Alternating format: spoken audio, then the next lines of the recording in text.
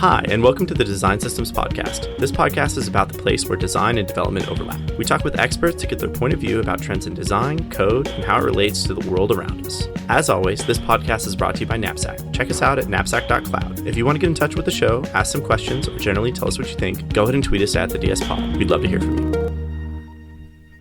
Hey everybody, welcome to the Design Systems Podcast. I'm your host, Chris Strahl. Today I'm here with PJ Onori.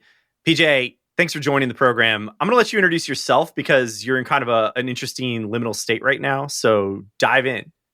My name is PJ Onori. I've been working on design systems on and off since about 2011.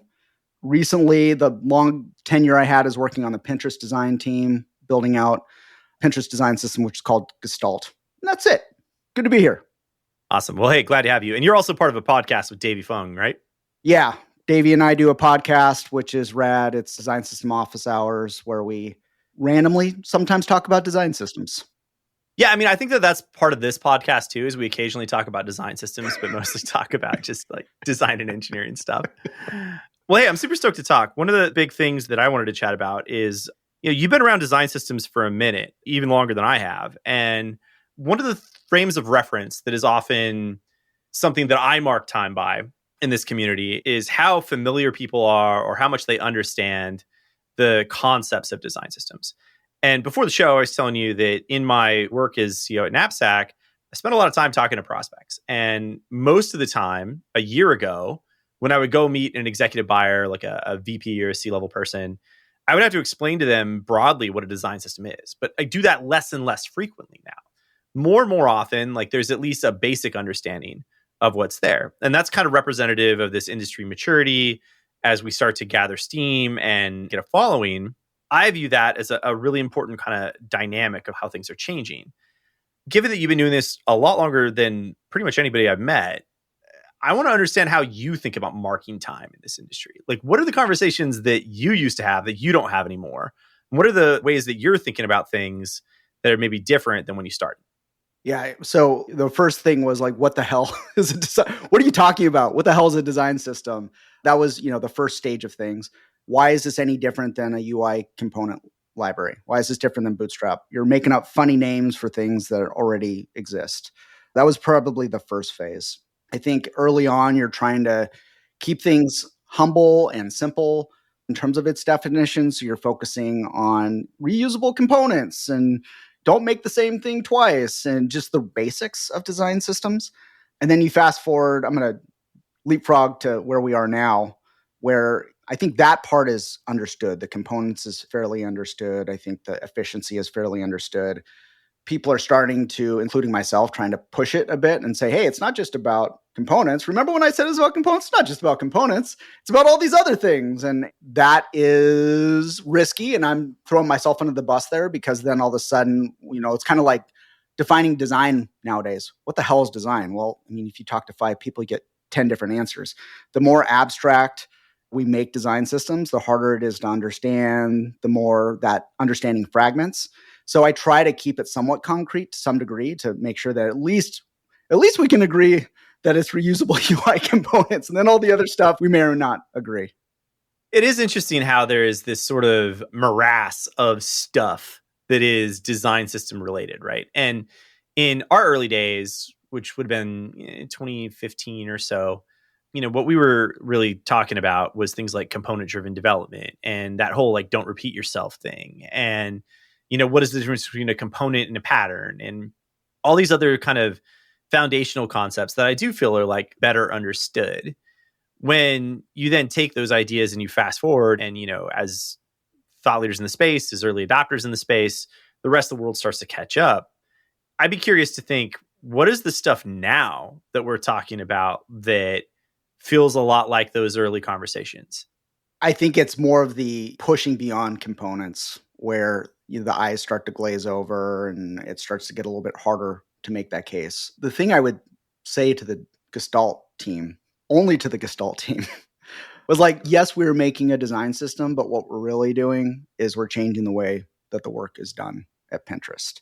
Because once we get people using components and understanding that there's a single source of truth and we're all swimming in the same direction, that changes everything. It changes how you talk with your cross-functional partners.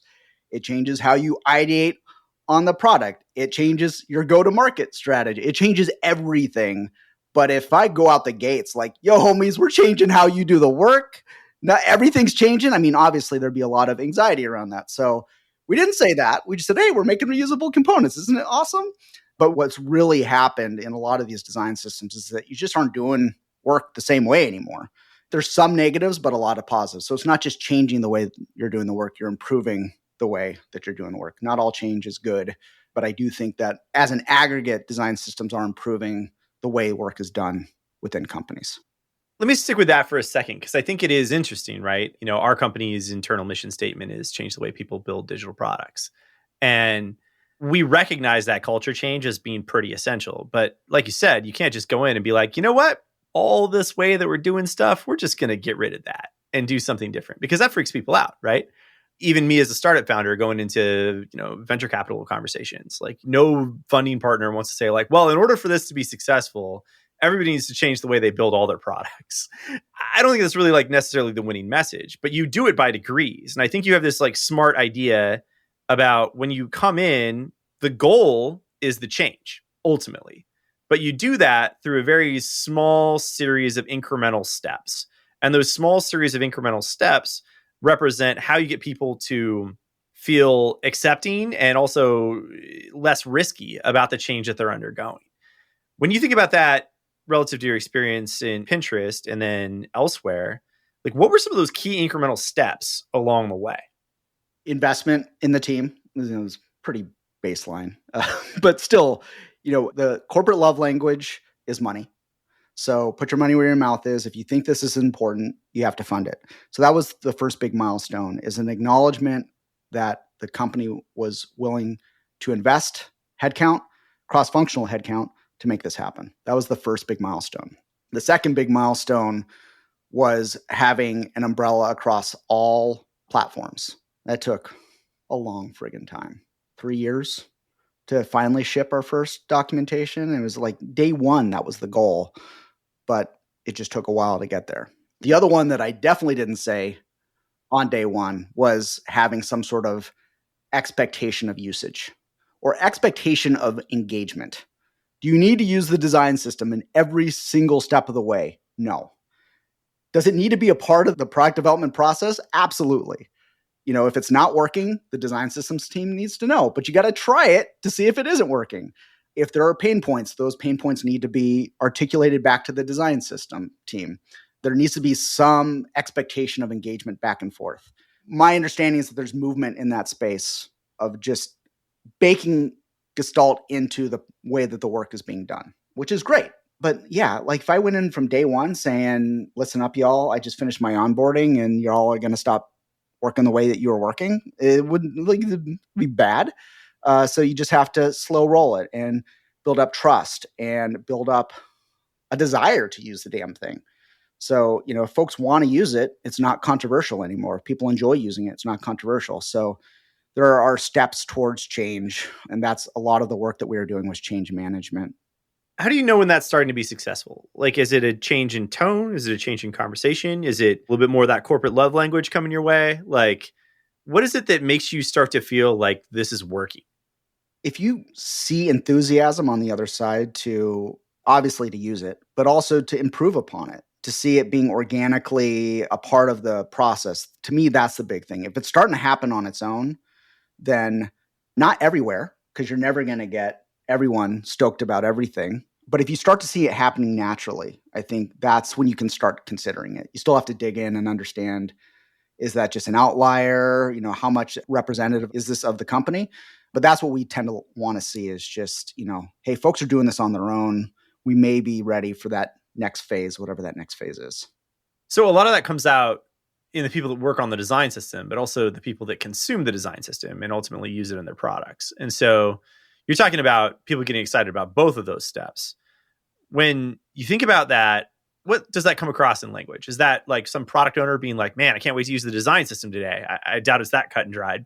No, I mean, literally, we have folks hitting us up during planning sessions saying, hey, we need your help with components. We want to make a contribution. Or, hey, we've been using this thing and we want to contribute something back or make an improvement from it. Sentiment, getting good results back in your surveys. We're big on surveys. That was another big step. And then just anecdotally, day to day, how are the engagements going in office hours? Is it like an awkward, like super tough pit fight every single office hours? Maybe it's not ready. Maybe not ready for it. But if you're seeing a lot of collaboration, a lot of enthusiasm, a lot of folks, reaching out, how booked are your office hours? What's the tone of those office hours? It's reading the room. Some of it's quantitative, but a lot of it is also just squishy, qualitative. I'm getting the vibes here, and there's enough consistency of vibes to feel like we can take that next step. Yeah, I mean, I'm a bit of a vibes guy myself when it comes to trying to understand this, especially like we think about design systems in a market context really frequently, right? And so what I often ask people is, what are your new hires telling you that they need in order to be successful? It's one of my favorite questions to talk with a design leader or an engineering leader about is like, hey, the new people that you're bringing in, are they expecting a design system? Are they expecting this structure to be in place? Or are they still fighting against it? And that's been my other kind of barometer that's been pretty recent is a lot of the conversations I've been having are, hey, new employees that we're hiring are expecting us to have these sorts of systems. And so we need to get caught up. And I think that's really cool where people like you that have seen, success in industry and design systems are starting to expand their careers and go to other places. You're watching this idea start to percolate around industry where these things are necessary and important, not just because the organization figures out how to save some dollars, but it's because like people expect to start working this way. Do you feel like that's going to just grow and grow and grow, or is there still a lot of resistance in market? New hires were our best friends because there was no baggage. And I don't mean that in a bad way. I just mean that in terms of they had no preconception of how to do the work. You show up day one and then you have a team knocking on your door with flowers saying, hey, how's it going? We want to help you. Here's all these great resources to get you started.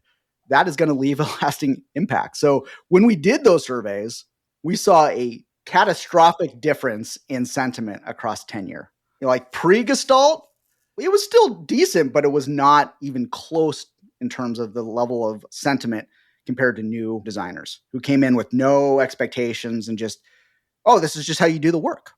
Okay, great. Awesome. And so there's a fresh relationship there. So it was at that moment where I'm like, oh, I'm just playing the long game. It's like, as long as we keep hiring, like the answer's already here. The end game's already been set because as long as we get new hires coming in, eventually this is just going to get baked in to the culture and the way work is done.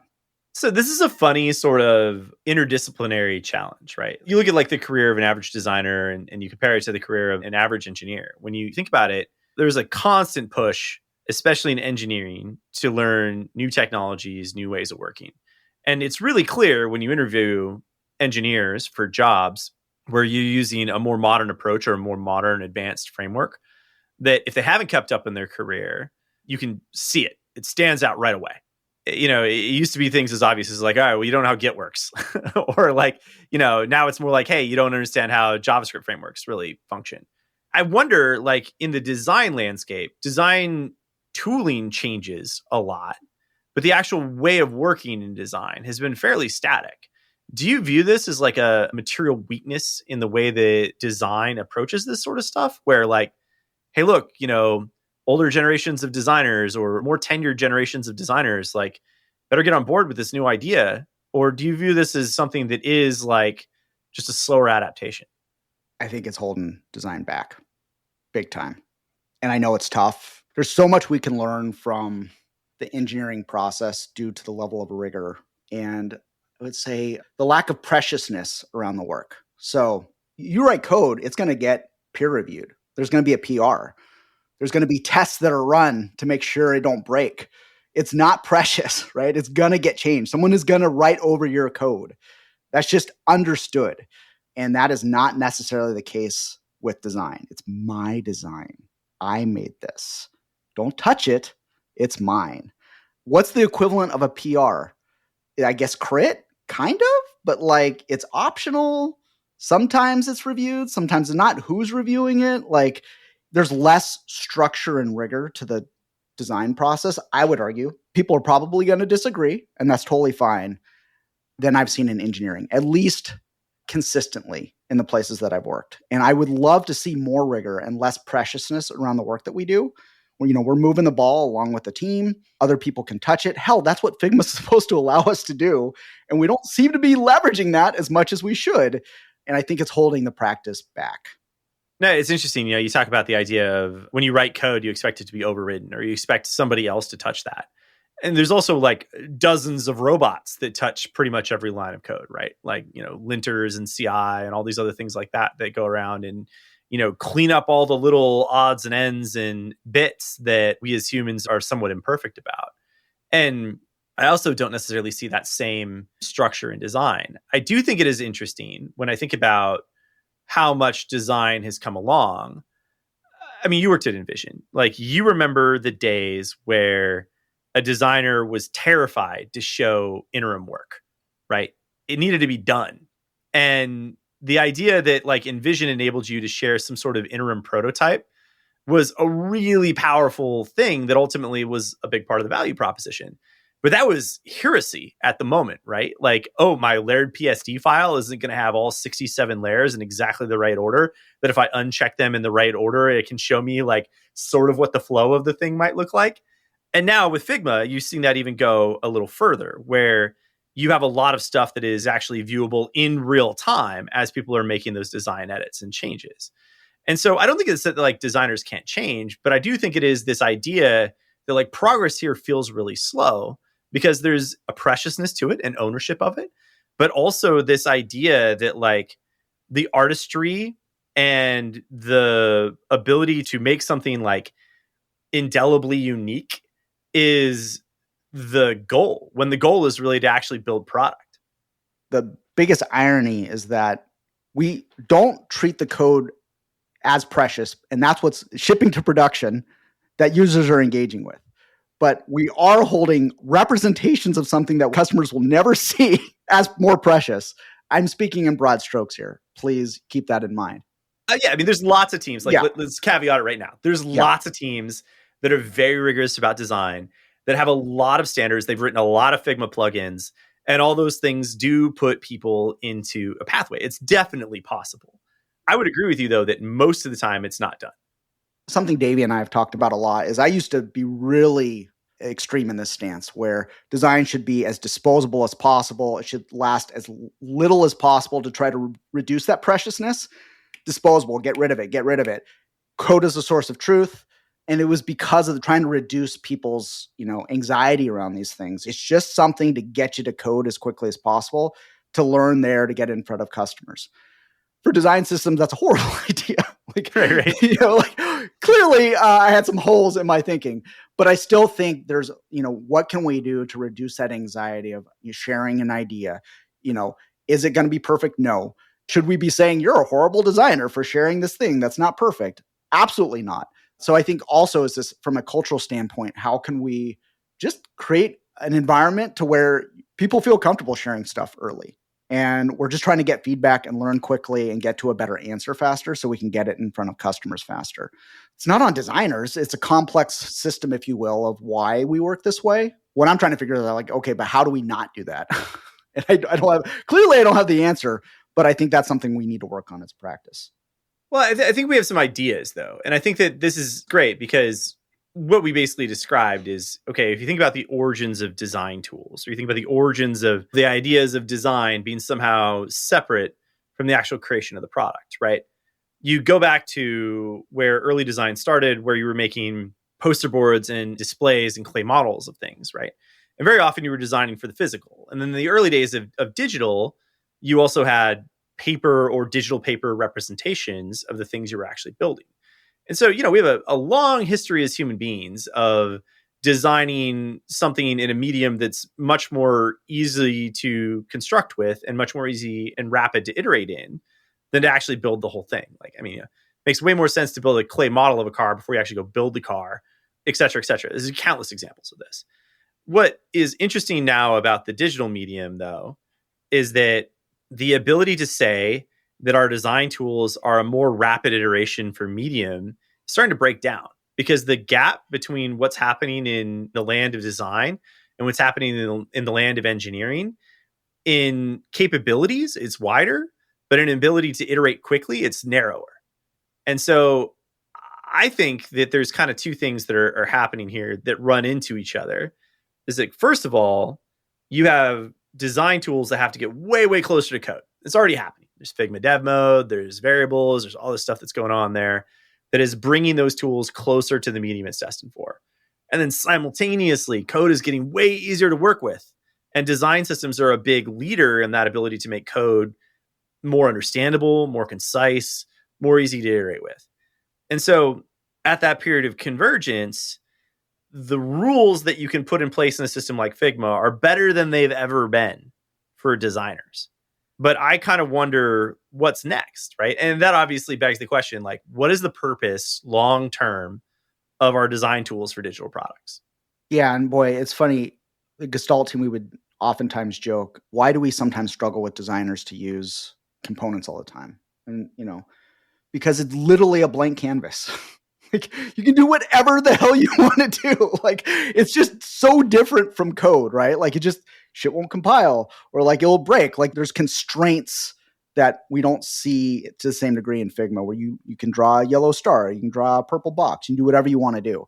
I would like to see a more constraint-based approach to a design tool, to where you can do anything you want to do as long as these 5 things, and focus the work, right? Like, focus in terms of what's possible, because really, like, taking those things into consideration is important. I think outside the box is like this cliche term now, but like, thinking inside the box is actually pretty important, because if all you can do is in the box, then that becomes pretty important. And at least understanding the constraints and understanding when to break the rules and the value of breaking the rules is really important. So I would like to see a more constraint-based design tool at least available as an option for folks, especially for junior designers. Like, junior designers, it'd be really important, because I think those guardrails are helpful, as opposed to just, you can do anything, but they don't know where to even begin. But I think that it's also funny because it tends to be inverse in maturity there, at least in my experience, where the more experienced a designer you have, the more constraints they like to operate within. Yeah, totally. And I think that, like, look, this idea of constraints, and if you're a designer listening to this program, you're probably like, wow, these people are just like, beating up my profession for the past 20 minutes. But the reality is like, designers actually kind of want this too. You don't want millions of colors to exist in your digital product. You want like 5, maybe 10. And then you want some variations of those. But the idea that, like, hey, I need to have access to all of these many millions of colors to make the thing that I need to make is fundamentally, like, not actually true or really good practice.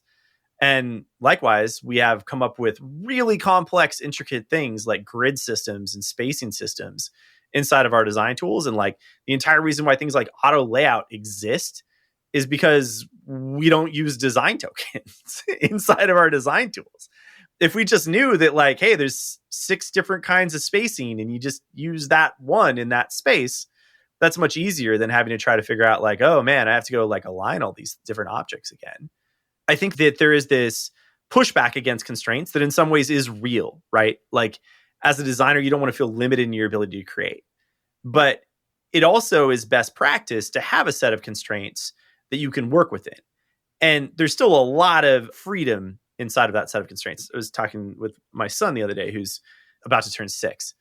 And he was like, Daddy, why do we only play with 52 cards in a deck? He's like, doesn't that make it so that, like, we'd run out of ways that a deck could be shuffled? And I was like, there's a billion ways this deck can be shuffled. And he doesn't even understand, like, what a billion is. But I was like, so put it a different way. If we were to shuffle the deck each time and deal out a different set of 5 cards, like, it would take most of your life to date to get the same 5 cards out of that deck in the same order. And that kind of blew his mind. And I think that that's what I talk about, like, when we think about constraints, is it's much like a deck of cards. 52 options may seem limited, but there's a billion things you can do within it. I mean, we live in a constraint-based world. I mean, gravity, that's a pretty big-ass constraint that we deal with on a daily basis. I don't think we acknowledge it because it's been with us our entire lives. I would say that that's probably correlated to new hires that onboard and, like, this is the design system. Like, oh, well, this is just the rules of the game for this game I'm currently playing. But I agree. It does not feel good to have stuff taken away from you. And if you were designing and doing whatever you wanted to do, and then someone takes those things away and injects constraints, yeah, that feels icky, especially if there isn't a very clear value add immediately about how that's going to, benefit you as an individual. That's hard. Well, and this is where engineering blows it, right? Is they take those things away. And I think that because of the context of engineering, a new constraint for an engineer is trivial, right? Like, hey, there's a new API contract or there's some new specification or some new schema that I have to adhere to. And so like they're used to that as a part of their daily workflow. And as such, they feel like it's trivial to enforce that on another discipline that never has to have those same set of rules. And I think that the challenge in the land of engineering right now is to try to figure out how working within a set of constraints can feel empowering to a designer. How you can get a designer to work with your code, to work with your components, to work with your design system, and make them feel like they can run the same creative process or a very similar creative process within those constraints that still feels good to them, that still feels like they can create. And so often you end up in this place like, for a variety of reasons, because security, because technical constraints, because this language, because this different way of committing code feels like overhead. And I think that that's the future of design systems is like, how do you try to take all that overhead and either remove it or make it invisible so that it just feels like working with a design tool? People freaking love working in Figma. And the reason why they love working in Figma is because they can get that sense of wonder about it, that creative magic through it. I think that's totally possible working within a code medium. We just have to do a lot of work to get there. Yeah, I think some constraints are great, and then some constraints are not great. And I think, one real important responsibility of a design systems team is having a really sensitive finger on the pulse of especially designers' relationships with constraints. Are there things that we think are important constraints?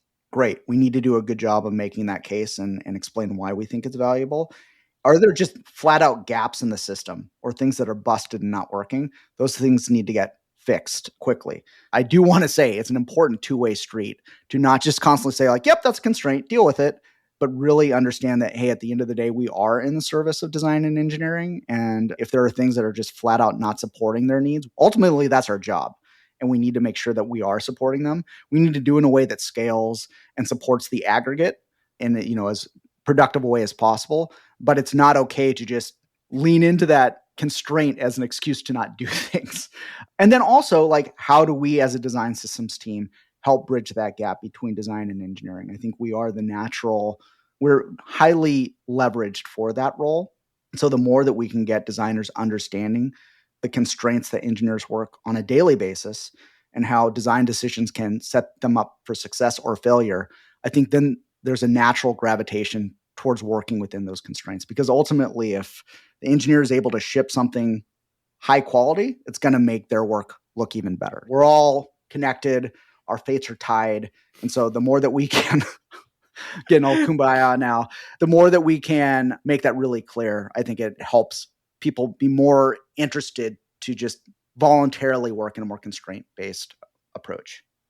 Yeah, absolutely. And I think that there is also a part of it that is valuing each other as humans and the contribution you make to the process. Like, again, I feel like I spent the first 20 minutes kind of like being like, designers, you guys are screwing this up. But the reality is I value that design process so much, largely because I'm not a designer, right? Like I get how it works, but I've never been able to create anything that ever went to production from Figma, right? And likewise, like I created a lot of code in my life. And so I totally have a lot of empathy with those people, but I also just so intimately value that relationship. And when I had a great design relationship with the people that were designing the things, it's some of the best work I ever did in my life. And so I think that there is value in the disciplines doing the thing that they do best, but also trying to figure out like, what are those meeting points and how do we set, like you said, reasonable constraints that make it all better? Because ultimately, this is all in service of building a product, right? Like we don't build this stuff for ourselves. We build it for users. And so trying to figure out how we go about creating that in the best, most effective way possible, I think that's, a lofty way of kind of aligning everybody. Yeah. And I mean, I am a designer. I mean, at least for most of my career. So obviously there's something about this practice that I like. But I mean, I also don't think we should shy away from sharing our opinions on how we can do better. Obviously, I deeply believe in the value of design. That's why I asked for a paycheck to do it. But yeah, I think there's so much room for growth. There's such a high ceiling of the impact that design can have. But I don't think that happens unless we're able to nudge and flex and stretch a little bit to get to that next stage. And it's also, I think, design systems ain't going away. And I think a lot of this is also understanding how do we as individuals flex our own skill sets and the way that we do the work so that we're positioned to continue to do work in the future and fit well within a company structure for what they're looking for.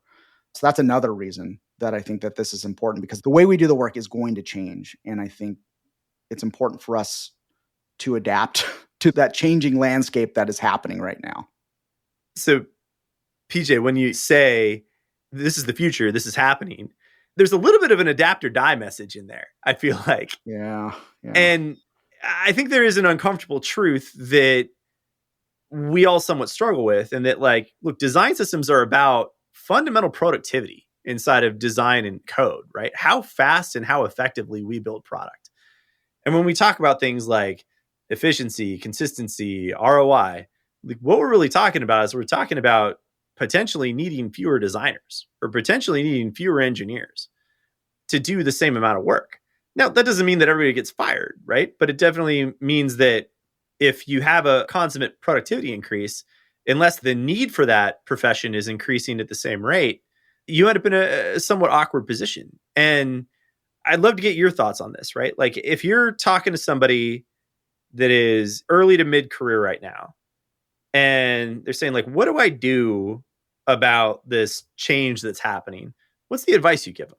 Yeah, that's what I was thinking about that this morning. So I'm going to start off with a story I've never told anyone. So now I'm just going to tell everyone. I love it. So I'm at Disney and I'm working on a design system when we're trying to make the case for it.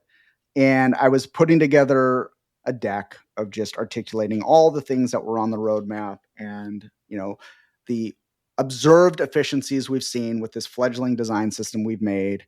And hey, if we expanded to support all of these initiatives that we want to make without a design system, here's how many designers we'd need. And if we did have a design system, this is how many designers we'd need.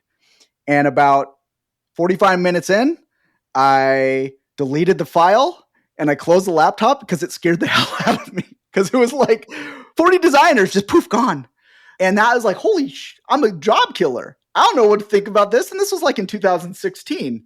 Yeah, it doesn't feel good, right? Like, No, you sit there, you're like, wow, like, does that mean that like 40 people get let go? Like, what does that mean, right? Exactly. Or just not get hired. And I would still say, like, that's still killing jobs. They're just not jobs yet.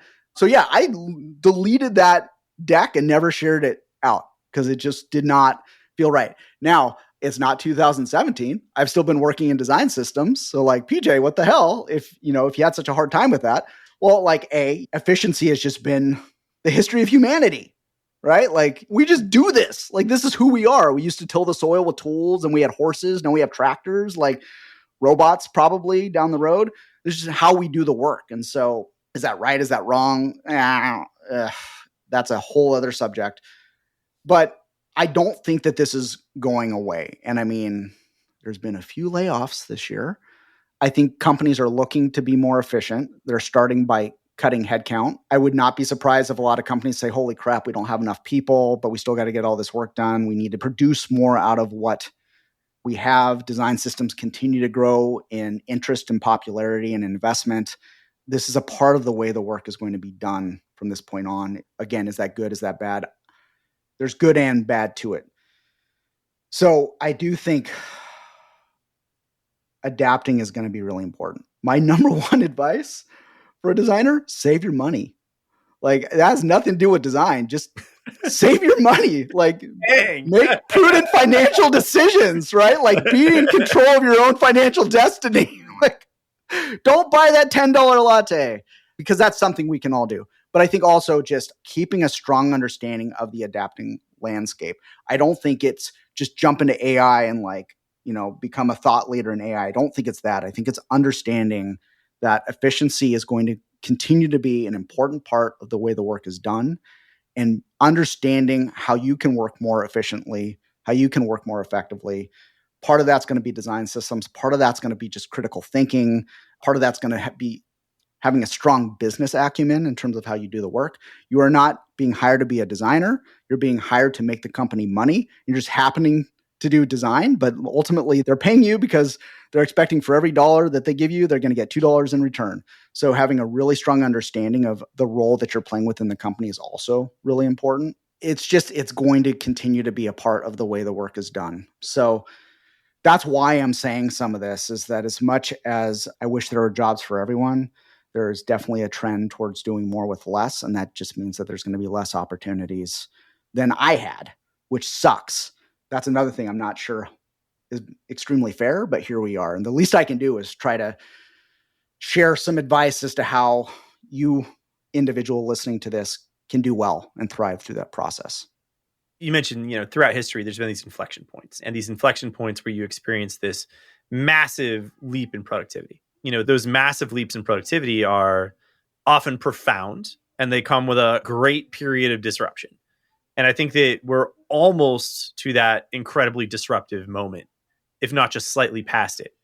And I think that there's a lot to look at historically about how people weather these effectively and the things that they do. And a big part of it is like trying to embrace the technology in the way that you can that positions you the best to, make something happen. And so, in that context, when you think about like, what does the future hold for me in a world where a lot of the stuff that was a job gets automated? There is a bit of a message of like, hey, this is kind of a terrifying new reality, but there's also this opportunity if you embrace it. And I think that, like you said, this isn't going away. And so the idea that like the total number or the total demand for design jobs might be a little bit different 3 or 4 years from now. The one thing that I'm pretty certain about is that it's going to include systems thinking as a big part of the skill set necessary to get those jobs. I agree. Just from a critical thinking standpoint, I don't think it ever hurts to brush up on systems thinking. And it can help you in your everyday life too. It's a good muscle to flex. It's just being adaptable. And then, the one classic that always seems to be in short supply is critical thinking, of just being able to work through problems and come up with sound, logical solutions to those problems, which, looping this back, one of the best ways I learned to be a better designer was my time as an engineer, because it taught me how to think, taught me how to break down problems, piece it into smaller things, architect a solution. And so that is another thing of like the best way I've learned to improve the way that I think about things is getting the hell out of design and learning things from other areas and just learning how to think. So that would be another opportunity I would encourage anyone to delve into, is get out of Figma for a little bit and stretch. Well, hey, PJ, albeit a message that feels a little prophetic, maybe in a somewhat ominous way, I do so appreciate you taking the time to share. Like, this has been a great conversation, super interesting chat. And I also appreciate you being willing to open up about this stuff. It's something that I think is, not talked about enough and not talked about openly. And it's been really great to just have the conversation. It's my pleasure, man. And hey, I'm wrong all the time. And I'd love to be wrong here. Wouldn't that be awesome? So like, that's the other thing is like, hey, it's just my point of view. It'll be interesting to see how the years ahead play out. Awesome. Well, hey, thank you for being on the program. This has been the Design System Podcast. I'm your host, Chris Strahl. Have a great day, everybody. That's all for today. This has been another episode of the Design Systems Podcast. Thanks for listening. If you have any questions or a topic you'd like to know more about, find us on Twitter @TheDSPod. We'd love to hear from you with show ideas, recommendations, questions, or comments. As always, this pod is brought to you by Knapsack. You can check us out at knapsack.cloud. Have a great day.